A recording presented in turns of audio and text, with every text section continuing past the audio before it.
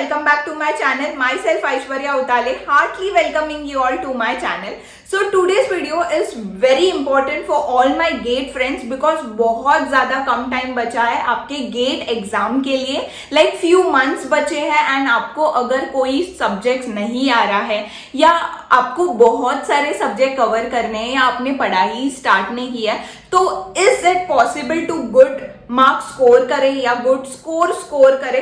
तो yes it is possible, but इसलिए आपको मेरा पूरा वीडियो देखना पड़ेगा till the end without pausing या फॉरवर्डिंग दिस वीडियो, बिकॉज आज के वीडियो में मैं आपको सभी प्रिंसिपल बताऊंगी और वो 101% वर्क करता है एंड आई एम श्योर आपको बहुत ज्यादा अच्छा स्कोर मिलेगा एंड आप अच्छे से प्लेस होंगे कोई अच्छे यूनिवर्सिटी में या इंस्टीट्यूट में.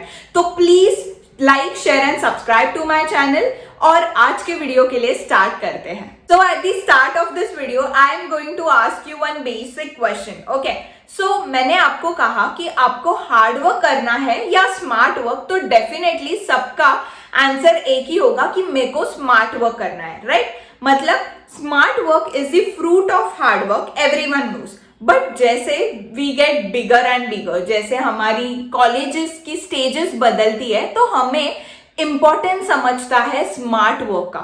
जैसे 12 तक we use to study 9 hours 10 hours, we use to sit and study and एक पर्टिकुलर सब्जेक्ट पूरा कंप्लीट करते थे लाइक एंड अच्छे परसेंटेज से भी we use to get the outcome. But जैसे डिग्री कॉलेजेस जाते हैं वैसे हमारा टाइम यूटिलाइजेशन कम होता है studies towards, that is attention कम दिया जाता है क्योंकि बहुत सारे असाइनमेंट्स होते हैं, प्रोजेक्ट्स होते हैं, अलग अलग एक्टिविटीज होते हैं. कोई अलग एक्टिविटी में लेता है या कोई अलग activity. There are different kinds of distractions also, like Instagram होगा, ट्विटर होगा, व्हाट्सएप होगा, फेसबुक होगा एंड मेनी मोर. तो जैसे आगे आगे बढ़ते हैं तो हमें इंपॉर्टेंस समझती है स्मार्ट वर्क की, राइट?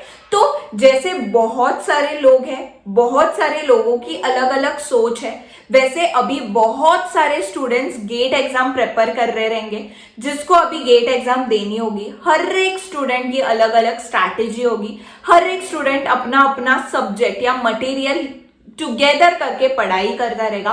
वैसे ही अभी मैं एक सिंपल स्ट्रैटेजी लाई हूं एंड आई एम श्योर आपको ये स्ट्रैटेजी वर्क करके अच्छे स्कोर लाएंगे. तो first principle is organisation. Organisation of the list. मैंने टू डू लिस्ट नहीं कहा, मैंने ऑर्गेनाइजेशन कहा. जैसे मैं हमेशा एग्जांपल्स लेती हूँ रियल लाइफ, वैसे ही अभी भी लूंगी. जैसे हमारे पेरेंट या मॉम हमें ग्रोसरी शॉपिंग के लिए भेजती है या बहुत सारे चीजें या आइटम्स उठाने बोलती है मार्केट से, लाइक वेजिटेबल्स होगा या अलग अलग जो भी है, या हमारे खुद की नीड्स होगी. तो अगर मेरी मॉम ने या आपकी मॉम ने आपको जस्ट ऐसे लिस्ट विदाउट लिस्ट भेजा रहेगा और आपको कॉल पर बोला रहेगा कि ये चीजें लाओ, तो आई एम डेफिनेटली श्योर 101% हम कोई ना कोई तो चीज भूल के आएंगे. ये तो रूल ही है हर बच्चों का, तो वैसे मैं भी भूल के आऊंगी. बट अगर हमारे मॉम ने एक लिस्ट बनाया है, ओके, ये लिस्ट कैसे बनाई रहेगी, जो मेरे पहले लाइक पास वाला शॉप है उधर से क्या लेना है, थोड़े दूर वाले शॉप से क्या लेना है. So she had made a list, okay, और उसमें 15 आइटम्स है. तो आई एम श्योर कि ये 15 के 15 आइटम्स मैं घर पे अच्छी तरीके से लाऊंगी, एक भी चीज भूलूंगी नहीं, राइट? वैसे ही अगर मैंने ये जो भी पूरे सब्जेक्ट्स है लाइक 10 है या 11 सब्जेक्ट्स है गेट के, अगर मैंने उसकी लिस्ट बनाई, नाउ ये लिस्ट मैं कुछ तो ऑर्गेनाइज्ड वे में बनाऊंगी, लाइक उसका कोई तो प्रायोरिटी होगा.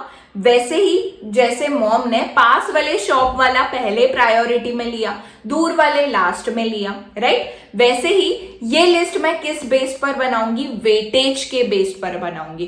कितना वेटेज एक पर्टिकुलर सब्जेक्ट होल्ड करता है ये पूरे एग्जाम में, उसके बेस पर बनाऊंगी, राइट? वेटेज का अलग सा वीडियो मैं जरूर लाऊंगी जल्दी ही, बट ये वीडियो में मैं आपको स्ट्रैटेजी बताती हूँ कि कैसे ऑर्गेनाइज्ड रहना है. ओके, सो ये वेटेज का कैसे, वेटेज का आपको देखना पड़ेगा कि कौन से सब्जेक्ट का वेटेज बड़ा है, वो पहले आपको लिस्ट बनाना है, वैसे लिस्ट बना के रखना है और आपको कहा तो स्टक करना है सो दैट हमेशा आपको याद रहेगा.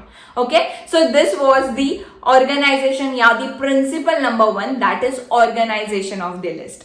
Moving to the part 2, that is now you have that priority वाला list जो कि वेटेज के बेस पर लिस्ट बनाया है. नाउ हर एक सब्जेक्ट आना या हर एक सब्जेक्ट कंप्लीट करना, is it important, is it necessary to score good percent या गुड स्कोर? नो, ऐसे नहीं है कि हर एक सब्जेक्ट आया, हर एक कंसेप्ट आए तो ही आपको अच्छा स्कोर मिलेगा. नहीं, ये ही मिस्टेक स्टूडेंट्स, बहुत ज्यादा स्टूडेंट्स करते हैं. Now let's take an example. जैसे एक क्लास है, क्लास में 80% ऑफ स्टूडेंट्स है ना, वो अच्छे से पॉइंटर लाते हैं, अच्छा स्कोर करते हैं, अच्छा रैंक होता है. But there are few students जिसको थोड़ा कम होता है पढ़ाई में ध्यान, या कम स्कॉलर होते हैं. वो क्या होते हैं, वो 20% होते हैं. मतलब 80% of students are the students who are enough to score good pointer, but 20 जिसको थोड़ा कम मिलता है. तो 20% तो हर एक जगह होता है. Like we are surrounded with so many human beings, right? तो there are 80% of human beings जो अच्छे काम करते हैं, अच्छे कर्म करते हैं, but there are 20% of people around us जो बुरे काम करते हैं, right? वैसे ही it is not important to cover 100%, like 10 के 10 सब्जेक्ट कंप्लीट करना इंपॉर्टेंट नहीं है. अगर आपने वेटेज के प्रॉपर देखा तो देर आर स्टार्टिंग वाला एप्टीट्यूड वाला होता है जो 15 मार्क्स का होता है. यू इमेजिन अगर आपने एप्टीट्यूड में 15 से 15 लेके मार्क्स आए तो आपका स्कोर आगे बढ़ेगा, right? Then there is math, engineering math, then there is DSA. तो ये जो बेसिक द टॉप 5 जो सब्जेक्ट है वो आपको तो करना ही है, क्योंकि उसमें ऑपरेटिंग सिस्टम आता है, ये वो बहुत सारे सब्जेक्ट्स आते हैं. और ये video like this part is specially for IT student and CS student. Okay, ये आईटी और सीएस के बेस पर मैंने बनाया है और बाकी का वीडियो आप सभी गेट स्टूडेंट देख सकते हैं. ओके, सो जैसे मैंने बोला कि स्टार्टिंग के 5 जो सब्जेक्ट्स होते हैं वो काफी ज्यादा इंपॉर्टेंट होते हैं, काफी स्कोरिंग होते हैं, राइट? वैसे ही अगर आप जाओ और लास्ट के देखो, लास्ट के 1-2 जो सब्जेक्ट्स है लाइक वो 20%, आप ऐसे कंसेप्ट बस ऊपर ऊपर कंसेप्ट देख सकते हैं अगर आपको सम्स आए तो. लाइक ये जो मैंने आपको बोला 80% ऑफ सब्जेक्ट जो आपको कंप्लीट करना है वो आपको ठीक से करना है. बच्चे कहाँ मिस्टेक करते हैं, बच्चे पूरा का पूरा सब्जेक्ट करने ट्राई करते हैं. लाइक मेरे को तो 10 के 10 सब्जेक्ट्स आने चाहिए,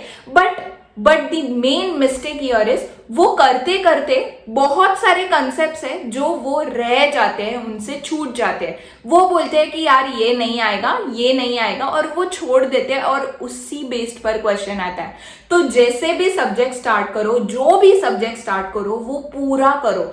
हर एक कंसेप्ट वो सब्जेक्ट का आना चाहिए, हर एक मॉड्यूल आपको कंप्लीट करना है जो 80% में आप कवर करेंगे. But now comes the time of 20%. 20% में जो इंपॉर्टेंट टॉपिक्स है वो करके जाए और जरूर उसमें से आएगा. तो आपको अच्छे से स्कोर में मिलेगा by this 80-20 ratio, right? So this second principle was 80-20 ratio and I am definitely sure आपको ये 80-20 रेशियो समझ में आया होगा. Now let's move to the third part. Third part is बहुत पढ़ लिया, सब पढ़ लिया, बट यार ब्रेक कैसे ले? ब्रेक लेना भी मैं आपको बताऊंगी. Like I am a morning person, like morning study करने वाली. आई यूज टू वेकअप लाइक 4:30 को, एंड मैं क्या करती थी 4:30 to 5:30 या 6:30 बैठती थी continuously. I use to concentrate. Okay, but now has a human tendency there is 45 to 90%, like 90 minutes हम ध्यान दे सकते हैं.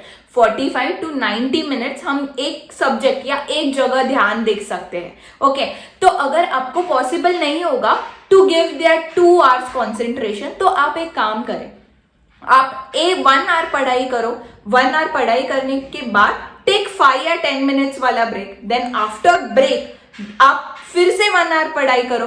तो आपका ब्रेक पढ़ाई और आपका पढ़ाई जरूर होगा. जब भी आपका पढ़ाई स्टार्ट होता है और वो 1 hour में आप बहुत सारे चीजें पढ़ते हैं ना, तो आपको आगे क्या होगा, आगे क्या कंसेप्ट है, इसका बहुत ज्यादा इंपॉर्टेंस लगता है. तो आप जरूर वो 5 मिनट्स के ब्रेक के बाद जरूर बैठेंगे. और now there comes the distraction part, जो आपके मोबाइल फोन से, लैपटॉप से, जो भी है, लाइक प्राइम होगा, नेटफ्लिक्स होगा, सीरीज देखते रहेंगे, तो प्लीज आपका फोन स्विच ऑफ या कोई और रूम में साइलेंट करके रखे, सो दैट आपका पूरा का पूरा ध्यान आपके लैपटॉप या आपके जो भी नोट्स है उस पर रहेंगे. Okay, so this was the third part जिसमें मैंने आपको कवर किया है कि ब्रेक कैसे लेते हैं. अगर आप नाइट पर्सन हो तो नाइट में कैसे करना है ये भी वो आप ही डिसाइड करो. लाइक आपको जितना टाइम आपका कॉन्सेंट्रेशन है उतना टाइम कीजिए. टेक 5-10 मिनट्स वाला ब्रेक, अगेन बैठिए, ऐसे 2-3 घंटे करो and then take a long वाला ब्रेक. ब्रेक लेना बहुत इंपॉर्टेंट है. जैसे हमारा दिमाग सब चीजें लेता है, दिमाग को भी रेस्ट लेना बहुत जरूरी है. Now let's move to the fourth principle, fourth most principle. The fourth principle is concurrent रहना चाहिए. हर एक सब्जेक्ट कॉन्करेंसी मेंटेन करना चाहिए. नाउ ये कॉन्करेंसी का टॉपिक तो ऑपरेटिंग सिस्टम वालों को तो पता ही रहेगा. जैसे मैंने आपको प्रायोरिटी में बोला लिस्ट करने. Now let's take an example कि एप्टीट्यूड मैथ वाला जो टॉपिक है और डीएस है, ये आपका फर्स्ट और सेकंड टॉपिक है. नाउ अगर मैंने आपको बोला एक ही चीज करो, लाइक खाना नहीं बनाना है, आपको कुछ नहीं करना है, बस उठना है, सोना है, खाना है, सोना है, खाना है, ऐसे करना है आपको पूरा एक वीक, तो जरूर मैं आपको कहती हूँ आप बोर हो जाएंगे क्योंकि आपके पास दूसरा कुछ काम नहीं है, राइट? वैसे ही अगर आपने बस एक ही सब्जेक्ट पकड़ के बैठे हैं 15 डेज, 7 डेज, तो आप इवेंचुअली बोर हो जाओगे वो एक ही सब्जेक्ट को लेके. आपको ऐसे लगेगा कि आपका कोई प्रोग्रेस नहीं हो रहा है. जैसे ऑपरेटिंग सिस्टम में है sequential execution and concurrent execution. तो सीक्वेंशियल में क्या होता है, एक एक प्रोसेस, बस एक प्रोसेस है एग्जीक्यूट कर रहा है, जितना टाइम उसको एग्जीक्यूट करना है, बाकी के प्रोसेस वेट करते हैं जब तक वो एग्जीक्यूटेड प्रोसेस पूरा एग्जीक्यूट नहीं होता. दैट मीन्स दूसरे वाले प्रोसेस वेटिंग स्टेज पर होते हैं. पर अगर आप कॉन्करेंट में जाओ तो एक प्रोसेस के बाद दूसरा प्रोसेस एग्जीक्यूट कर सकता है. फर्स्ट प्रोसेस निकाल के सेकेंड आएगा, सेकेंड प्रोसेस निकाल के थर्ड आएगा, तो आपका आउटकम, रिस्पॉन्स टाइम बढ़ता है. वैसे ही ये सब्जेक्ट के बेस पर भी करना. जैसे मैंने बोला I am the morning person, मैं 4:30 to 12:30 तक एक टॉपिक या एक सब्जेक्ट लूंगी. Like let's take an example, मैंने मैथ लिया तो मैं शाम को मैं मैथ नहीं करूंगी, मैं डेटा स्ट्रक्चर पार्ट करूंगी या कंपाइलर या सी प्रोग्रामिंग स्टार्ट करूंगी, सो दैट मेरे दोनों सब्जेक्ट एक दिन में थोड़ा थोड़ा नहीं तो कुछ तो कंसेप्ट दोनों सब्जेक्ट का आएगा. तो आपको ऐसे लगेगा मैंने प्रोग्रेस किया है, मेरे दोनों सब्जेक्ट एक साथ हो रहे हैं.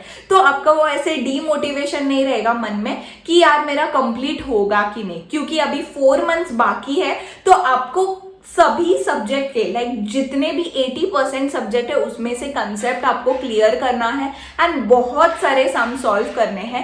तो आपको ये कॉन्करेंट प्रोसेस याद रखना चाहिए. और मैं जरूर कहती हूँ अगर आपने ये 4 प्रिंसिपल फॉलो किया है तो आपको अच्छा स्कोर मिलेगा. So please, I know it will be very helpful for watching this video, but please like, share and subscribe to my channel because ऐसे बहुत सारे videos मैं अभी डालूंगी which will be helpful for my friends. Okay, so that's it for today's video. I hope you enjoyed this video and it is very helpful. अगर कोई doubt होगा, कोई query होगा regarding any subject, please comment below and जरूर मिलते हैं next video में. Bye bye.